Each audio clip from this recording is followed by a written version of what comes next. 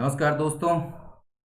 आज the Hindu editorial के आज के इस प्रोग्राम में मैं हूं आपके साथ अमिताभ आनंद और आज का टॉपिक है 7 to 11 यानी कि ये जो ग्रुप 7 का जो यानी कि G7 का जो ग्रुप है उसकी उसी के बारे में बात की जा रही है। अमेरिकन प्रेसिडेंट का जो है अभी जस्ट एक वक्तव्य आया था जिसमें जो है वो कहा जा रहा है कि वो ग्रुप 7 को जो है ग्रुप 11 करने जा रहे हैं, उसमें कुछ सदस्यों को शामिल करके। तो उसी के बारे में ये आज का एडिटोरियल है 7 to 11। कहा जा रहा है कि इंडिया जो है डिजर्व्स करता है अपने एक स्थान का, its place on the global stage. एक वैश्विक मंच पर जो है एक स्थान का अपना जो एक स्थान होना चाहिए इंडिया का भी, तो उसके लिए ये डिजर्व करता है, उसके लिए ये पात्र है, उसका हकदार है, उसके लिए ये मतलब योग्यता रखता है। बट ऑन G11, लेकिन ये जो G11 जो होगा अब उस पर जो है इट मतलब India, it must be clear, ये जो है इसको स्पष्ट होना पड़ेगा अपने एम्स के बारे में, अपने लक्ष्य के बारे में। Dismissing the current configuration of the group of 7, ये डिसमिसिंग मतलब खारिज करना, किसी चीज़ को खारिज करना। क्या ये जो करेंट, ये जो मौजूदा जो कॉन्फ़िगरेशन है, मौजूदा कॉन्फ़िगरेशन यानी कि मौजूदा जो विन्यास है, जो एक ढांचा है ग्रुप ऑफ 7 का, G7 का या G7 कह सकते हैं। ये जो G7 है ये क्या है, वर्ल्ड का मोस्ट डेवलप्ड नेशन के रूप में है, ठीक है ना। वर्ल्ड का सबसे मतलब कि विकसित राष्ट्रों का जो ये ग्रुप 7 है उसके कॉन्फ़िगरेशन, उसका जो करंट कॉन्फ़िगरेशन को खारिज करते हुए इसके रूप में, एक आउटडेटेड के रूप में, मतलब ये अब पुराना पड़ चुका है, अप्रचलित के रूप में, ठीक है ना, उसको खारिज करते हुए यूएस प्रेसिडेंट डोनाल्ड ट्रंप ने घोषणा की। कॉमा की बात है ये, देखिए डिसमिसिंग जो है ये प्रेजेंट पार्टिसिपल से शुरू हुआ है और इसका जो सब्जेक्ट होता है ये कॉमा के बाद होता है, याद रखिएगा हर हमेशा ये इस टाइप से लिखा जाता है। इसका मेन सब्जेक्ट है यूएस प्रेसिडेंट, ठीक है, और मेन वर्ब है ये। और ये आपको बता रहा है, एडिशनल इन्फॉर्मेशन दे रहा है कि ये जो है करंट कॉन्फ़िगरेशन ग्रुप 7 का जो करंट कॉन्फ़िगरेशन को जो है, जो कि वर्ल्ड का मोस्ट डेवलप्ड नेशंस का जो ग्रुप है ये, उसको खारिज करते हुए किसके रूप में, एक आउटडेटेड के रूप में यूएस प्रेसिडेंट ने अनाउंस किया ओवर द वीकेंड यानी कि सप्ताहांत में, that he would like to expand, कि वो करना चाहेंगे इसको, इसका विस्तार, इट मतलब ग्रुप 7 टू अ G11, मतलब कि G11 तक जो है विस्तार करना चाहेंगे। बाय एडिंग, किसको जोड़कर, इंडिया को जोड़कर, रशिया को जोड़कर, साउथ कोरिया को जोड़कर और ऑस्ट्रेलिया को जोड़कर, ठीक है। He followed that up with invitation, ये देखिए follow something up with something, इसका ये जो है एक फ्रेजल वर्ब होता है, ठीक है। और इसका जो मतलब होता है देखिए यहाँ पर है फॉलो समथिंग विथ समथिंग, यानी कि to do something to finish a previous action, यानी कि कोई भी चीज करना जो आपने प्रीवियस पहले से जो आपने कर रखे हैं उस चीज को पूरा करने के लिए फिर से कुछ काम करना ताकि उसको समाप्त किया जा सके, और ताकि और या तो फिर उसको और ज़्यादा सक्सेसफुल बनाया जा सके, मतलब आगे की कार्रवाई करना या कार्रवाई को पूरा करना, ठीक है ना। ये फॉलो समथिंग अप या follow something up with something, ये एक फ्रेजल वर्ब है। तो ये कहा रहा है he followed that up with invitation, उसने इस घोषणा के बाद जो है उन्होंने इनविटेशन भी दिया, ठीक है ना। मतलब ये तो पहले तो उन्होंने घोषणा की और उसी पर जो है आगे की कार्रवाई करते हुए उन्होंने इनविटेशन भी जारी किया, ठीक है। तो ही फॉलोड दैट मतलब अनाउंसमेंट, उस अनाउंसमेंट जो उसने कहा कि ये जो है क्या कहते हैं मतलब कि एक्सपेंशन करना है किसका, ग्रुप 7 का ग्रुप 11 के रूप में। तो इस अनाउंसमेंट के बाद उसने क्या किया, इनविटेशन भेजा। तो he followed that up with invitations, ठीक है। किसको इनविटेशंस पर भेजा, तो टू देयर लीडर्स, उन नेताओं को, जिसमें शामिल कौन कौन है, प्राइम मिनिस्टर मोदी भी शामिल है, ठीक है ना। उनको इनविटेशन भेजा, किस लिए भेजा, to attend the G7 summit in the US, ठीक है, लेटर दिस ईयर, इस साल के अंत में जो अमेरिका में G7 समिट होना है उसको अटेंड करने के लिए, उसमें शामिल होने के लिए। The news was welcomed by mister Modi, ये जो समाचार था, ये जो खबर थी, उसको उसका स्वागत किया है मिस्टर मोदी ने। हु कमेंडेड मिस्टर ट्रम्प, जिन्होंने मतलब मिस्टर मोदी के लिए आया हु, तो उसने प्रशंसा की, कमेंट का मतलब होता है प्रशंसा करना, मिस्टर ट्रम्प की प्रशंसा की उन्होंने। किसके लिए? उनके क्रिएटिव क्रिएटिव मतलब जानते ही हैं, संरचनात्मक या रचनात्मक, एंड फार साइटेड, दूरदर्शी, उनके दूरदर्शी और रचनात्मक निर्णय के लिए, ठीक है ना। ये हु कमेंडेड मतलब कि मिस्टर मोदी ने कमेंड किया, यानी कि प्रशंसा की मिस्टर ट्रंप का, किसके लिए? उनके रचनात्मक और फार साइटेड, दूरदर्शी डिसीजन के लिए, निर्णय के लिए।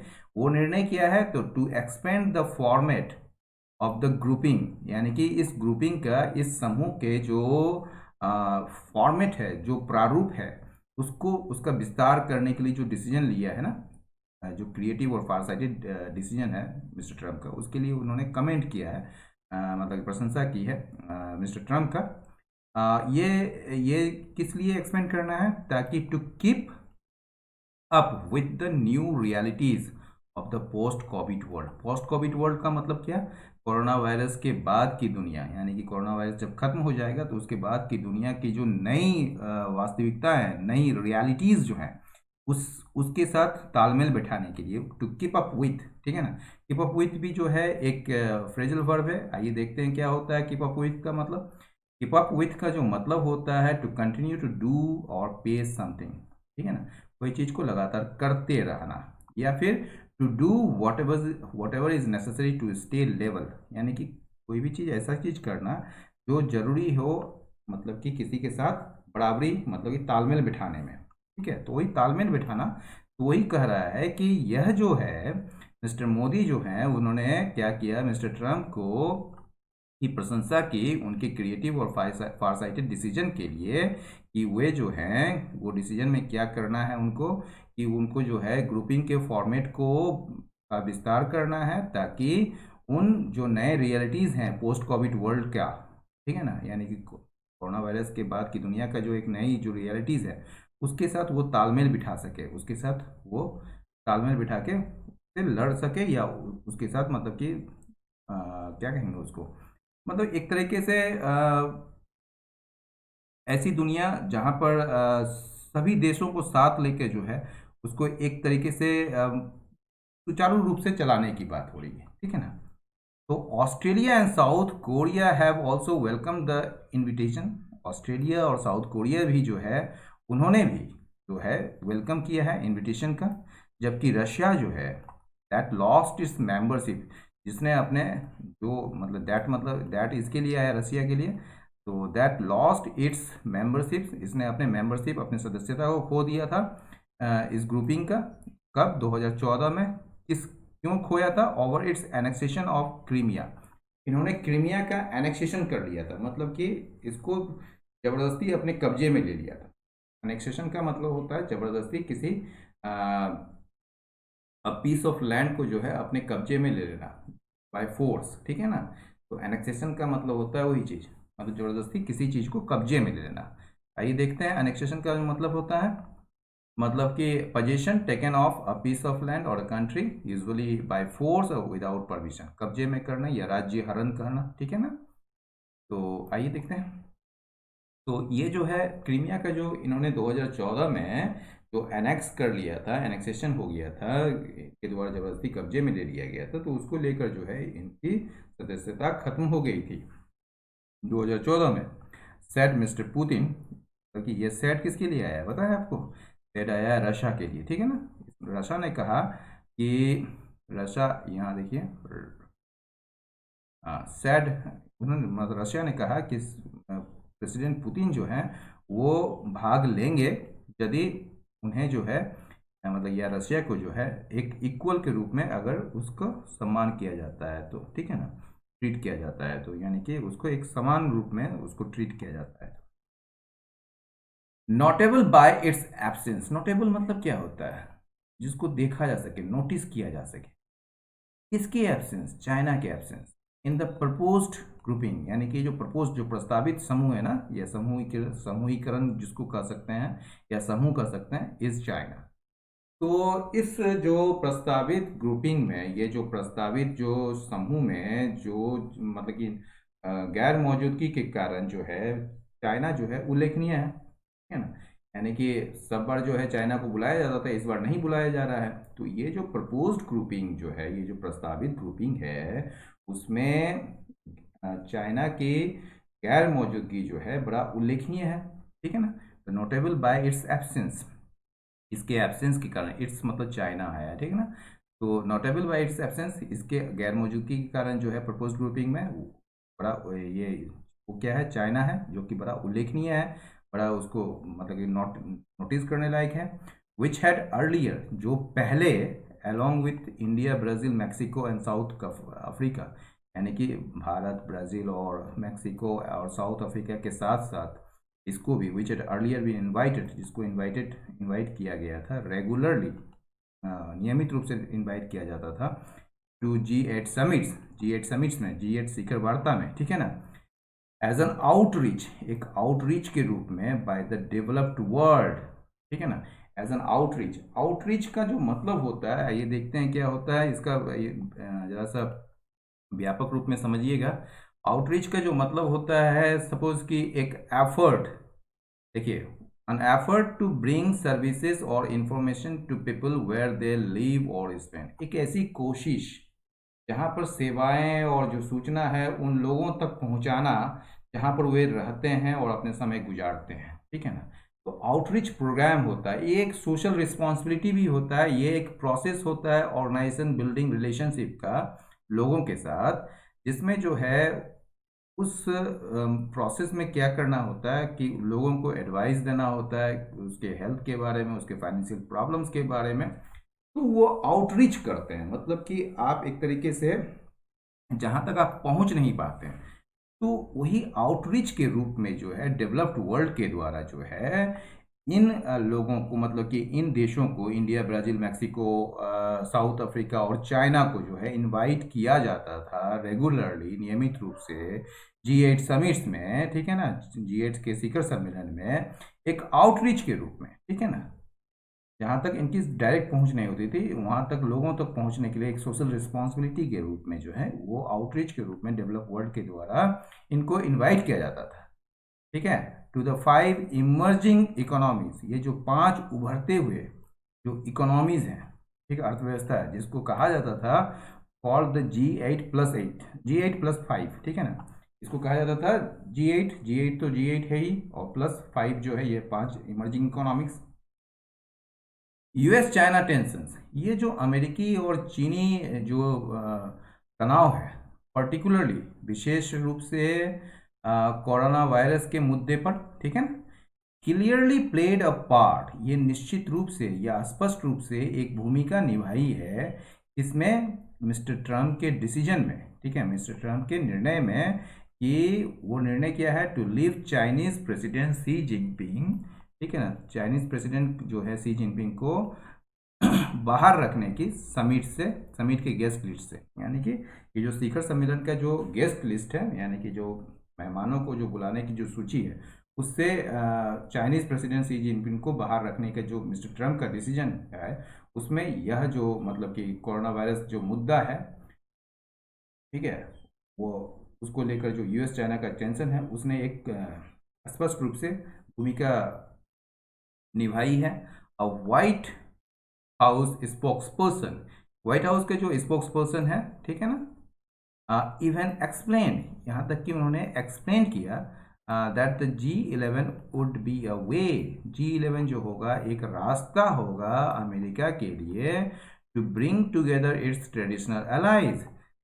ये रास्ता किस लिए होगा, तो अपने जो परंपरागत जो मित्र हैं, जो सहयोगी हैं, उनको साथ लाने का, ठीक है ना, इट्स मतलब अमेरिका का, ट्रेडिशनल एलाइज को साथ लाने का, ब्रिंग टुगेदर मतलब साथ लाने का, ताकि बातचीत किया जा सके किस पर, किस चीज़ को लेकर, how to deal with the future of China, मतलब कि चाइना के भविष्य के बारे में कैसे निपटना है, उसके बारे में बातचीत किया जा सके। प्रिडिक्टिवली, जाहिर रूप से, जाहिर रूप से Beijing has lashed out at the G11 idea. देखिए, लैश्ड आउट एट का मतलब क्या होता है, किसी चीज़ पर हमला करना, किसी चीज़ को क्रिटिसाइज करना बहुत बुरी तरीके से, और लैश आउट समथिंग का मतलब होता है बहुत ज़्यादा पैसे खर्च करना, ठीक है ना। तो लैश आउट एट समथिंग का जो क्या मतलब होता है, आइए देखते हैं। लैश आउट ये टू सडनली अटैक समवन और समथिंग फिजिकली और क्रिटिसाइज हिम और इन एन एंग्री वे, ठीक है ना। तो ये लैश आउट होता है, ठीक है। तो जाहिर रूप से बीजिंग ने इस G11 के आइडिया पर जो है उसमें कड़ी रूप से आलोचना की है। किसके रूप में? एज वन, एक ऐसे ऑर्गेनाइजेशन के रूप में जो कि निश्चित रूप से विफल होगा, ठीक है ना। That would be doomed to fail. Doomed मतलब हो गया कि एक तरीके से सर्टेन टू फेल, तो निश्चित रूप से विफल होगा। डूम का जो मतलब होता है, हर हमेशा याद रखिएगा, वो खराब चीज के लिए ही होता है। यानी कि देखिए यहाँ पर to be the certain cause of someone और something having a bad end, bad end देखिए खराब के लिए होता है, स्पेशली टू डाई या फेल, ठीक है ना, या विफल हो जाना या मर जाना। The effort is doom to failure, ये एफर्ट जो, ये कोशिश जो है, ये निश्चित रूप से जो है वो असफल ही होगा। या डूम का जो नाउन के रूप में होता है डेथ या डिस्ट्रक्शन या कोई भी दूसरा खराब सिचुएशन जिसको अवॉइड नहीं किया जा सकता। A sense of doom hung over the entire country, जैसे अभी है। The newspaper are always full of doom and gloom these days. Doom and gloom मतलब बैड न्यूज एंड अनहैप्पीनेस, ठीक है। तो आगे बढ़ते हैं। द प्रपोज्ड G11 ग्रुपिंग, ये जो प्रपोज्ड जो है, प्रस्तावित जो G11 ग्रुपिंग जो समूह है, वुड रिकॉग्नाइज्ड, वो मान्यता देगा इंडिया के प्लेस को, इंडिया के स्थान को, किसके किसके बीच? Among the world's richest nations, यानी कि वर्ल्ड के रिचेस्ट नेशंस के बीच। एंड एक्नॉलेज्ड, और ये जो है स्वीकार करेगा इसके ग्लोबल वॉइस को। इसके मतलब ये जो है इट्स मतलब हो गया इंडिया का, तो इंडिया का global voice, India global voice मतलब आवाज तो होता ही है, लेकिन यहाँ पर मतलब ग्लोबल वॉइस मतलब ग्लोबल इन्फ्लुएंस, यानी कि भारत का जो इन्फ्लुएंस है, जो प्रभाव है, उसको स्वीकार करेगा। हाउएवर, हालांकि the government must way the benefits proposed, ये देखिए आपने देखा होगा नाउन के पहले ही जो है क्या करते हैं, एडजेक्टिव लगाते हैं, लेकिन कभी कभी नाउन के बाद भी एडजेक्टिव लगाते हैं। जैसे आपने बहुत बार सुना होगा कंसर्न पर्सन, ठीक है ना, या द पर्सन कंसर्न्ड, ये भी होता है। तो उसी तरह जो है however the government must weigh, weigh मतलब विचार करना पड़ेगा उसको। द बेनिफिट्स प्रपोज्ड, जो बेनिफिट्स जो लाभ है इसका, जो प्रस्तावित लाभ को जो है उसको, उस पर विचार करना पड़ेगा। अलोंग विथ, साथ साथ में, सम ऑफ द फैक्टर्स, कुछ कारकों को भी उस पर विचार करना पड़ेगा। दैट आर स्टिल अनक्लियर, जो अभी भी स्पष्ट नहीं है। एज होस्ट, ठीक है ना, एक मेजबान के रूप में mister Trump can invite any country, mister Trump जो है मेजबान के रूप में किसी भी कंट्री को इनवाइट कर सकते हैं एक G7 स्पेशल इनवाइटी के रूप में, यानी कि G7 का, ग्रुप 7 का एक विशेष अतिथि के रूप में। बट चेंजिंग इट्स कंपोजिशन, लेकिन ये जो बदलना इसके कंपोजिशन को, इसके संरचना को, इसके विन्यास को, ठीक है ना, ये चेंजिंग जो है ना यहाँ पर जिरंड है, तो इसका जो कंपोजिशन को बदलना है, G7 के जो कंपोजिशन को, इसके संरचना को, इसके विन्यास को बदलना जो है, उसके लिए जरूरत पड़ेगा क्या? The approval of the other members, यानी कि दूसरे अन्य मेंबर्स के जो हैं उनकी मंजूरी या अनुमोदन की जरूरत पड़ेगी उसमें। ऑलरेडी पहले से ही देयर आर सम कंसर्न्स, कुछ चिंताएं हैं, पहले से ही कुछ चिंताएं हैं, किसको लेकर? रशिया को लेकर, ठीक है। विच कुड रिरेल, जो कि पटरी से उतार सकती है पूरे G11 प्लान को, ठीक है ना, जो G11 प्लान को पूरी तरह से विफल कर सकती है, डिरेल कर सकती है, पटरी से उतार सकती है। मेकिंग एनी कॉन्क्रीट डिसीजन, और इस तरह जो है किसी कोई भी ठोस निर्णय जो है न्यू दिल्ली के द्वारा अगर लिया जाता है ऑन द इशू, इस मुद्दे पर, ये जो है क्या बना देगा इसको? प्रीमैच्योर, यानी कि अपरिपक्व, ठीक है ना, जिसका समय नहीं हुआ है, ठीक है। तो ये जो कोई भी डिसीजन अगर लेती है न्यू दिल्ली यानी कि इंडिया के द्वारा कॉन्क्रीट डिसीजन इस इशू पर, तो ये जो है प्रीमेच्योर होगा। ये इट इज अनक्लियर, ये जो है अस्पष्ट है। When the summit will actually be held, ये स्पष्ट नहीं है अभी कि कब जो है ये शिखर वार्ता, ये शिखर सम्मेलन जो है ये वास्तव में आयोजित किया जाएगा। Given the November polls in the US, क्योंकि अमेरिका में जो है क्या है, नवंबर में चुनाव होने हैं। Given the November polls in US में तो नवंबर के चुनाव को देखते हुए ये स्पष्ट नहीं है कि समिट जो है वो कब वास्तव में आयोजित किए जाएंगे। ऑल्दो हालांकि हालांकि फिर बोलता है कि मिस्टर ट्रंप ने संकेत दिए हैं कि that he could hold it, वो आयोजित कर सकते हैं इसको close to the UN General Assembly session in सितंबर, यानी कि सितंबर में होने वाले जो संयुक्त राष्ट्र महासभा सत्र जो है, संयुक्त राष्ट्र यूएन मतलब यूनाइटेड नेशन, संयुक्त राष्ट्र महासभा जनरल असेंबली महासभा सत्र सेशन जो होने वाले हैं सितंबर में, उसके करीब ही, क्लोज टू मतलब उसके करीब है, ठीक है, वो इस चीज को आयोजित कर सकते हैं। Despite its border tension with Beijing, यानी कि कहा जा रहा है कि इट्स मतलब इंडिया, इसका जो सीमा में जो तनाव है बीजिंग के साथ, यानी कि चाइना के साथ जो इसका तनाव है, इंडिया के मतलब सीमा तनाव जो है बीजिंग के साथ, उसके बावजूद इंडिया को जो है must also consider it's objectives, India को विचार करना चाहिए, या विचार करना मतलब इंडिया को विचार करना ही चाहिए अपने ऑब्जेक्टिव्स का, अपने उद्देश्य का, इन अटेंडिंग अ ग्रुपिंग, यानी कि इस ग्रुप में शामिल होने में जो इंडिया का जो अपना एब्जेक्टिव्स होगा, सॉरी जो ऑब्जेक्टिव्स होगा, जो उद्देश्य होगा, उसको कंसिडर करना चाहिए। ये ग्रुपिंग क्या है? That appears aimed at fuelling, देखिए एम्ड के बाद एट आया है तो उसके बाद आईएनजी लगता है, तो aimed at fuelling a new cold war between US and China, ठीक है। तो यह जो है कहा जा रहा है कि इंडिया को जो है वो अपने उद्देश्य पर भी विचार करना चाहिए जब वो शामिल हो रहे हैं इस इन अटेंडिंग अ ग्रुप में, यानी कि समूह में को शामिल होने में जो उनकी ऑब्जेक्टिव से जो उद्देश्य है उस पर कंसीडर करना चाहिए इंडिया को। ये ग्रुपिंग जो लगता है, ऐसा प्रतीत होता है कि उसका लक्ष्य जो है ये बढ़ावा देना है, फ्यूल मतलब बढ़ावा देना, न्यू कोल्ड वॉर को, नया शीत युद्ध को, इसके बीच यूएस और चाइना के बीच।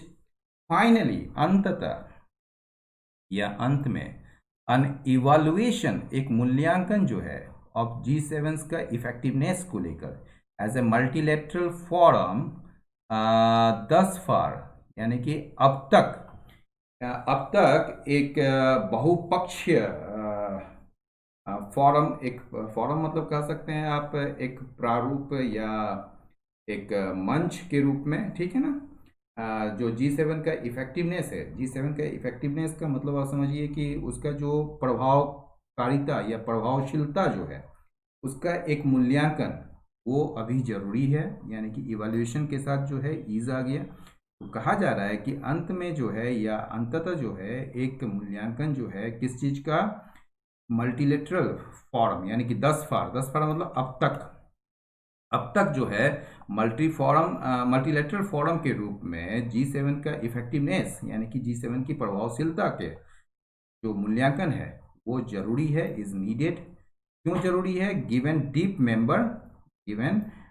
मेंबर डिफरेंसेस, क्योंकि इसमें जो है गहरे मतलब कि सदस्यों का मतभेद है ऑन इश्यूज, उन मुद्दों पर जो कौन मुद्दों पर है, तो इंक्लूडिंग क्लाइमेट चेंज, जिसमें शामिल है क्या क्या, क्लाइमेट चेंज है, सिक्योरिटी कॉन्ट्रीब्यूशंस है, और ईरान है, एटसेट्रा इत्यादि, ठीक है। तो ये सारे जो मुद्दे हैं, जैसे क्लाइमेट चेंज यानी कि जलवायु परिवर्तन हो गया, सिक्योरिटी कॉन्ट्रीब्यूशंस होगा, सुरक्षा को लेकर जो योगदान है उस वो हो गया, ईरान हो गया, और अन्य जो एटसेट्रा मतलब कि इत्यादि जो मुद्दे हैं उसको लेकर जो सदस्य देशों में जो मतलब कि एक डीप डिफरेंसेस है, एक मतभेद है, उसको देखते हुए जो इवैल्यूएशन है वो जरूरी है G7 के इफेक्टिवनेस को लेकर, ठीक है।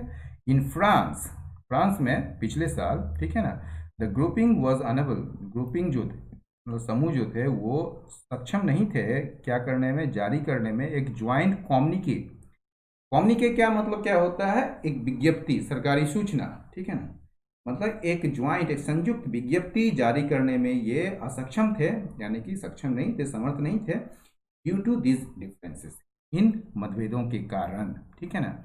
First in its 45-year old history, ये जो है 45 साल पुराने इतिहास में यह पहला केस था ऐसा, ठीक। तो दोस्तों, आज का ये एडिटोरियल कैसा लगा, अपना फीडबैक कमेंट बॉक्स पर देना ना भूलें। और कोई भी सवाल आपको पूछना है किसी भी चीज़ से रिलेटेड इंग्लिश से, तो आप अपना फीडबैक और क्वेश्चंस वहाँ डाल सकते हैं। इसके साथ ही ये प्रोग्राम समाप्त करने से पहले मैं आपसे आग्रह करूंगा कि आप इसे लाइक करें, शेयर करें और सब्सक्राइब करें। बहुत बहुत धन्यवाद, नमस्कार।